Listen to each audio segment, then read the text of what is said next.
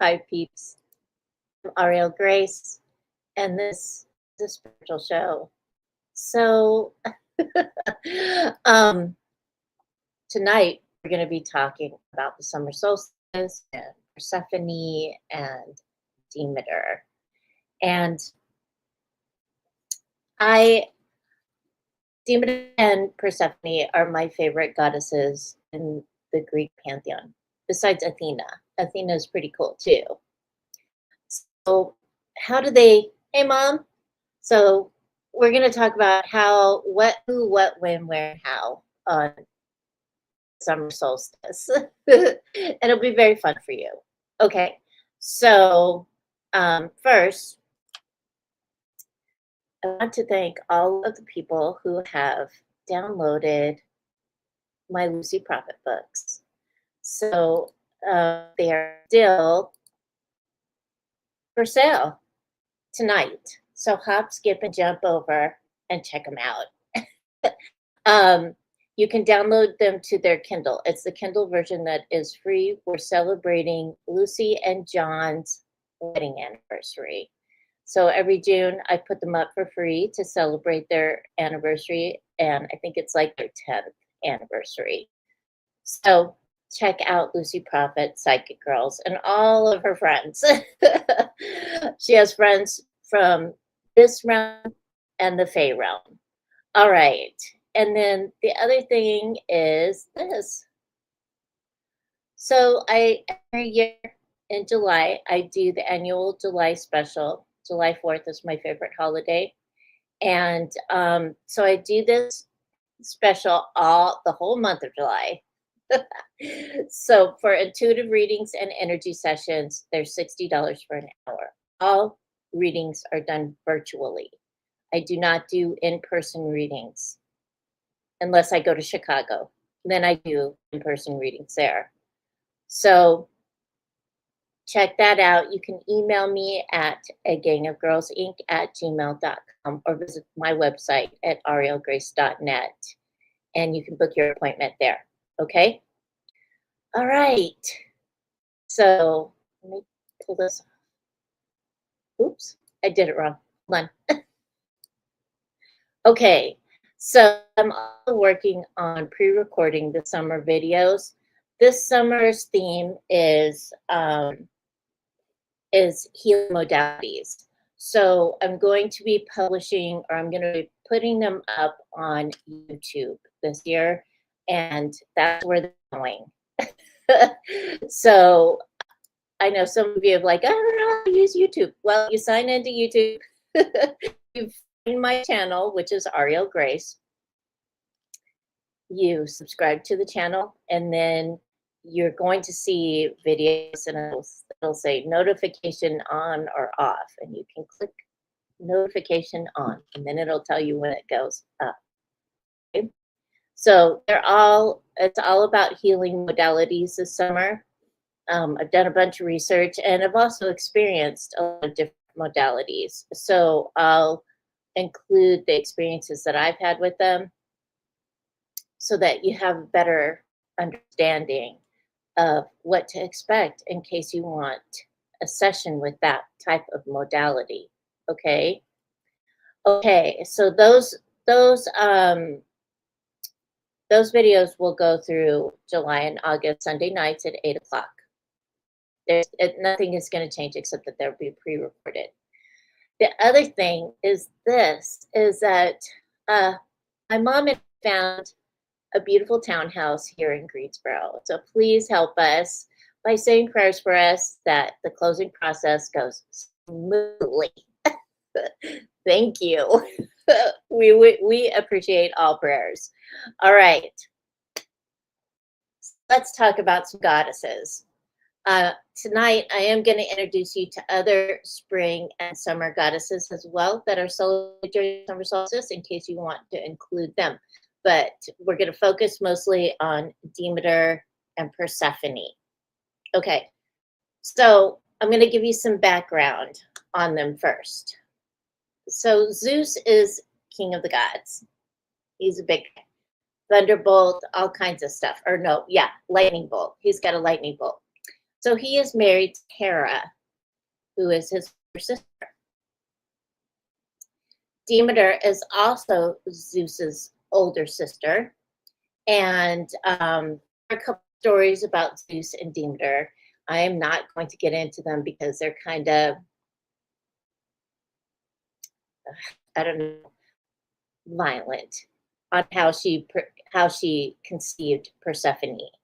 Okay, so Demeter, while she was pregnant with Persephone, she hid herself away from all of the gods. She went to an island and she had her daughter, and her and her daughter were not separated. So they lived a lot together. Sometimes Persephone would go off on adventures with the nymphs, and skipping through meadows and going and checking out other places where men lived because she liked mankind. She liked to see the effect that she had on mankind because of the flowers, and she would bring abundance to the earth everywhere she went. She made sure that like their seeds would grow in the spring and summertime, like her mom. So, Persephone was kidnapped by Hades, who is the god of the underworld, and he wanted her to be his wife. And Zeus had brokered the deal, and he didn't tell Demeter. And Demeter was really mad. I mean, like scorched earth mad. And so she scorched the earth. She literally did that. She was so mad at this. Finally, Zeus was running out of people to worship him, and a little talk, a little negotiating talk with Demeter and Hades, so that Persephone could come back to Earth. The only thing is that Persephone ate 6 pomegranate seeds. And so because she ate those 6 pomegranate seeds, she ate them in Hades, in the place of the dead. And so because of that, she would have to spend 6 months in the underworld and 6 months above ground. And that's how we get our seasons, right? So that's how we get spring, summer, winter, and fall, because Demeter goes and does something else during winter. She goes to the lower hemisphere. So, so when Persephone and Demeter are together, they create spring, which is when we plant or sow fields. Our animals give birth, flowers bloom, trees grow, everything's great. And then everything grows through the summer, and in the fall, we have our harvest. So spring and summer are for expansion, growth, prosperity, abundance, creativity, all of these great things. And especially right now, there's a lot of good stuff going on underneath all the crazy that's going on. So when Persephone was freed to live on Earth for 6 months, those 6 months were, of course, that is our sacred time. It's a sacred time of growth. So in ancient Greece, solstice was closely connected to the myth of Demeter and Persephone. It was also closely connected in Rome, but they had different names for those goddesses. The solstice marked the radiant reunion of mother and daughter. It was a celebration. And so, and then they moved around the earth, and they assisted with all the agriculture. They assisted with the forests. They just assisted with green everywhere. It was awesome. Everybody celebrated. So they had this big celebration for women only. And they had celebrations, but this is the biggest one that they had in Greece. So what would happen is the women on the solstice, it was called Scirophoria. Sorry, I'm glitching, Mom. It was called Scarophoria, and it occurred just days before the summer solstice. This festival was dedicated to Athena, Demeter, and Persephone. So priestesses, they carried like a sacred white, some of them had parasols, so they would have parasols, but then they would also carry a really long white canopy. And so they would carry this canopy out of town and into the forest. And the reason why they did that, they called it the Skiron, and it was a symbolic shield to shield the fertility of the earth from the destruction of the baking sun of summer in Greece, because Greece is really hot. And so what they were doing was they were shielding the earth from Helios, the sun god. And there are a lot of Demeter cults, and they do a lot of their rituals are secretive. They're only for women. That's it. They did not write down anything, and they did not talk about it in public because that's how sacred these rituals were. So if you want to learn more about them, I have a great reference book. I'll let you know about when at the end. It's a beautiful book and you can get it on time. But I did some research on it and I did read the preview on it. It's great. It's great. So I'll let you know what the name of it is when we get down there. Persephone's return to Earth above aligns with the extension of summer bloom. The solstice represents the joy of Demeter and having her daughter home, ensuring the wheat and the soul evolves towards the light. So that what they're talking about is the evolution of light. All right, so modern pagan and Wiccan traditions, the summer solstice, Litha, occurs June 20th to the 21st. This is how the solstice is connected to Persephone and Demeter. The solstice represents the zenith of the sun's power, allowing the grain to fully ripen. Persephone returns to the lush state of the earth. Modern ritual is to honor Demeter and Persephone by decorating with sunflowers, baking breads, lighting bonfires, and performing rituals centered around growth and divine feminine. So that is why it's so important right now, is to celebrate your femininity, even if you're a male, because we're all balanced, right? Female and male.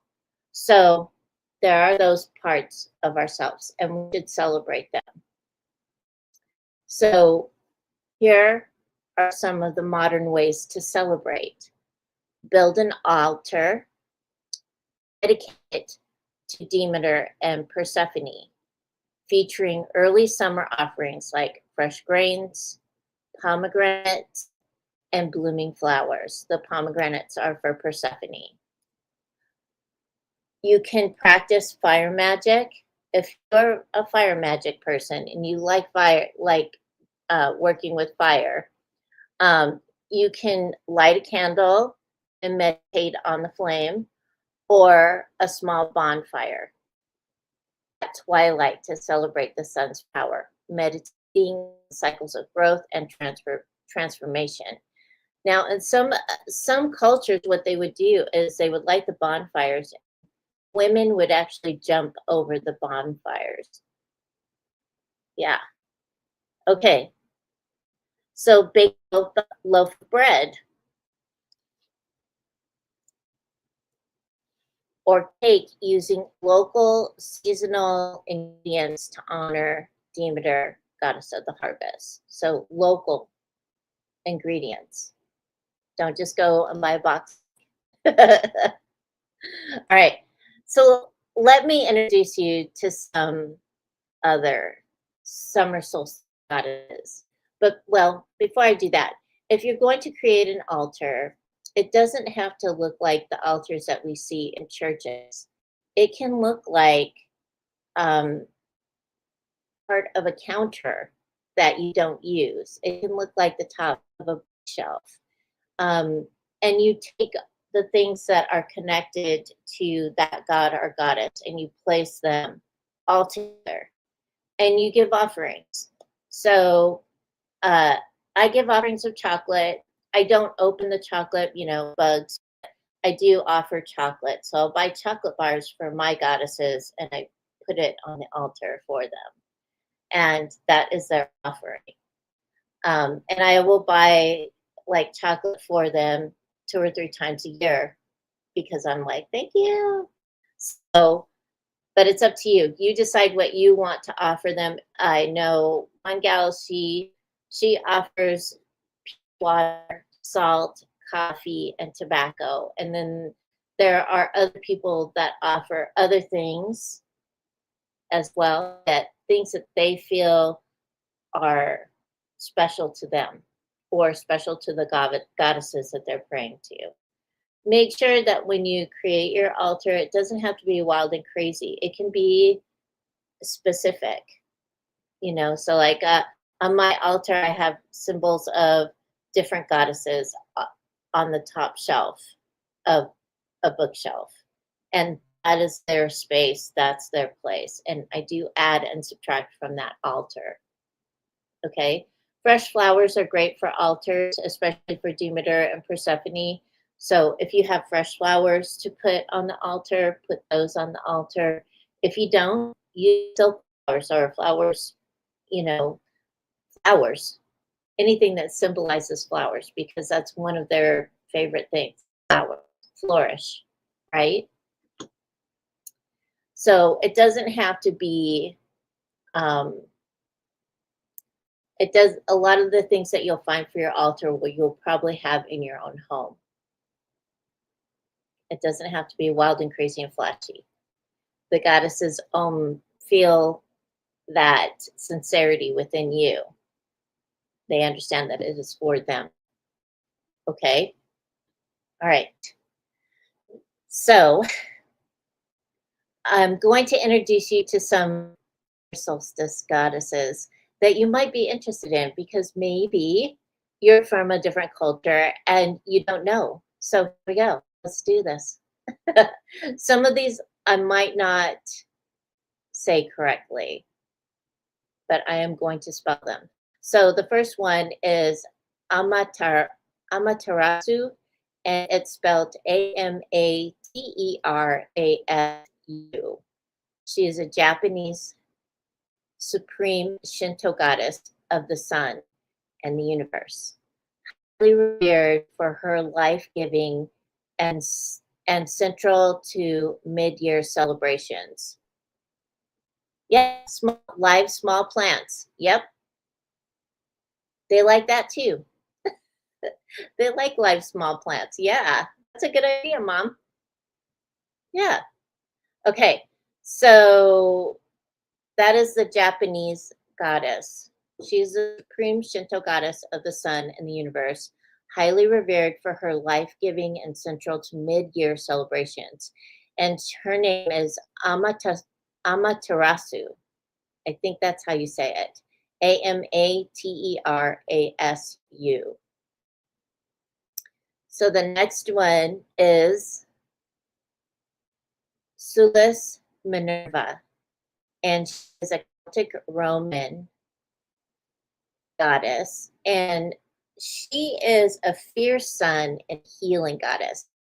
So for the Romans and the Greeks, they combined their gods and goddesses.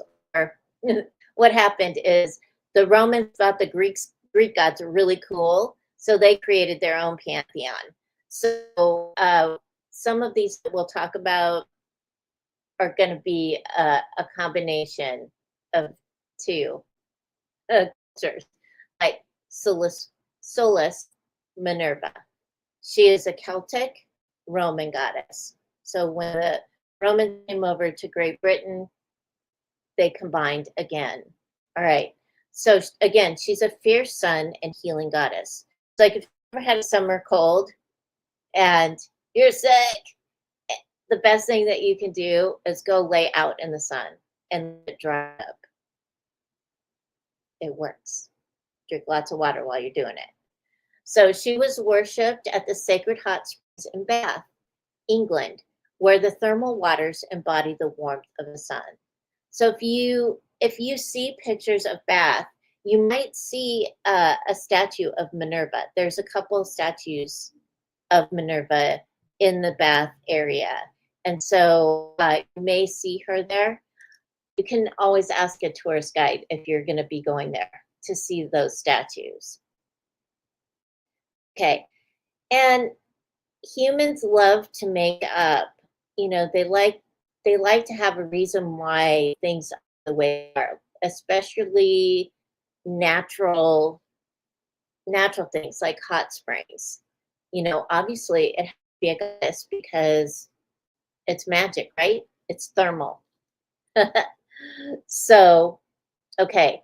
So the next one is Sol, and she is a Baltic goddess, and she is again the supreme solar mother goddess in Latvian and Lithuanian mythology.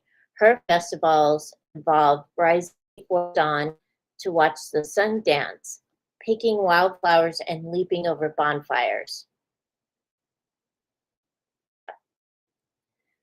Yeah. I don't, that's not my thing, but you might want to do that. I don't know. Okay. So the next one is Aine, Aine, and she's Irish.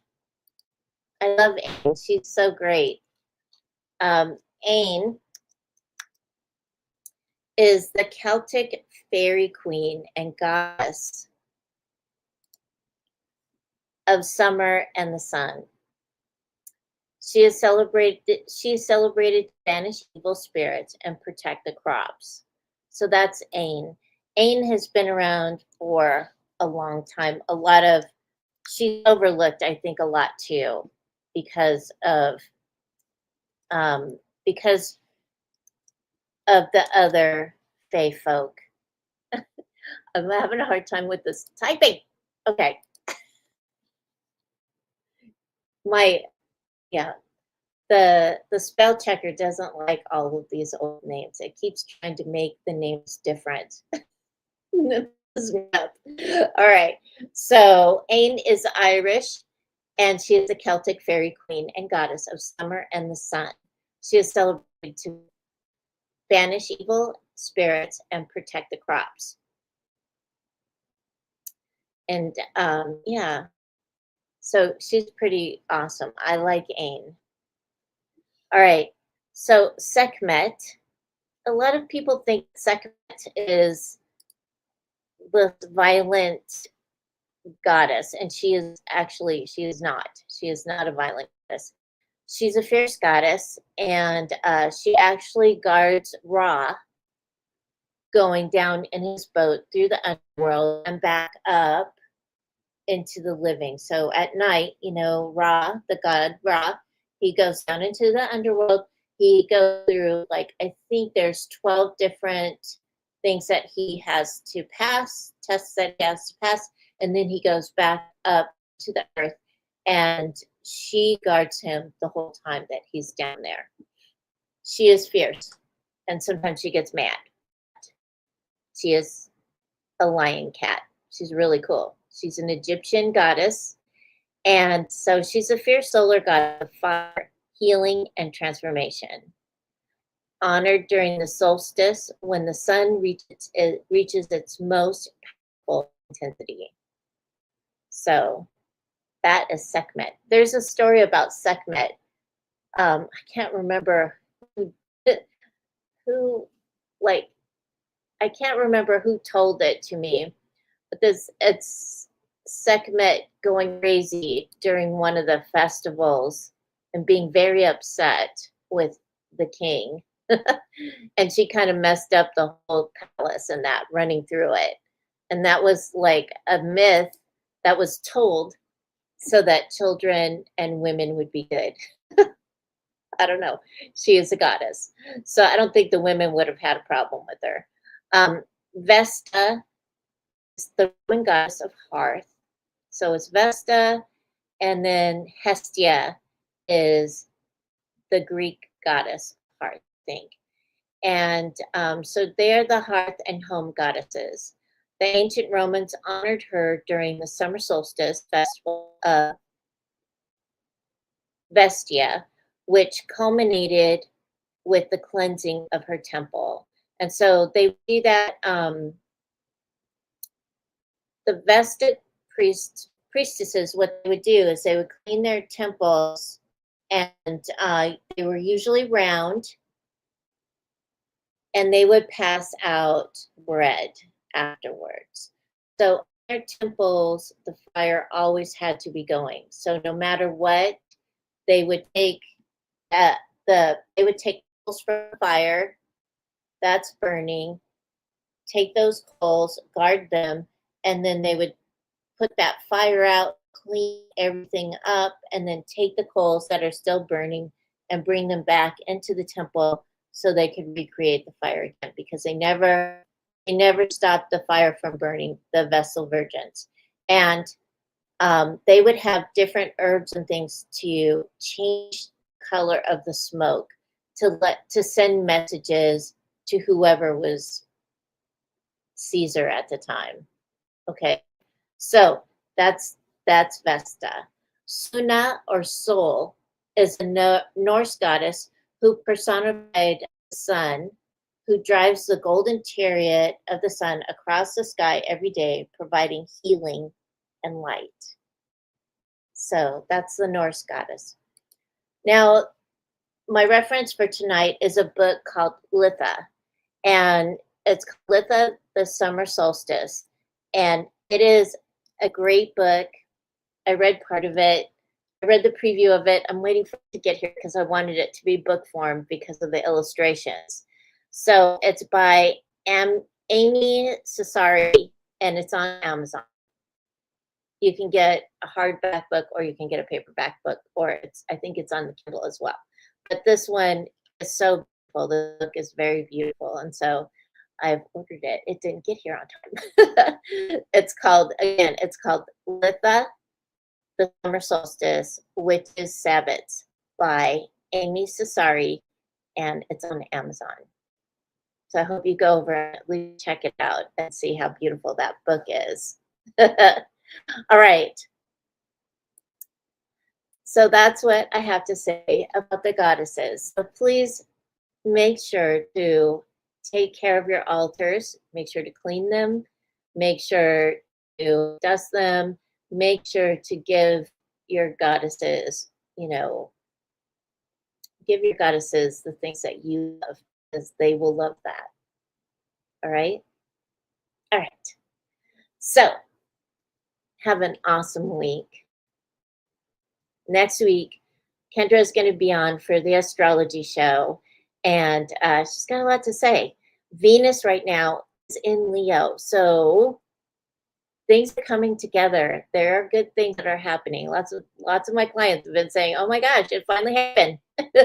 So if you have a goal, Venus will be in Leo, I think, until the 6th. Go get it. Go do it. Go start it. Whatever it is, because this is a great lucky time. Okay? Have an awesome week. Remember, please stay safe, stay present, and keep your heart open, aligned with the energy of love. And I'll see you next week. Bye.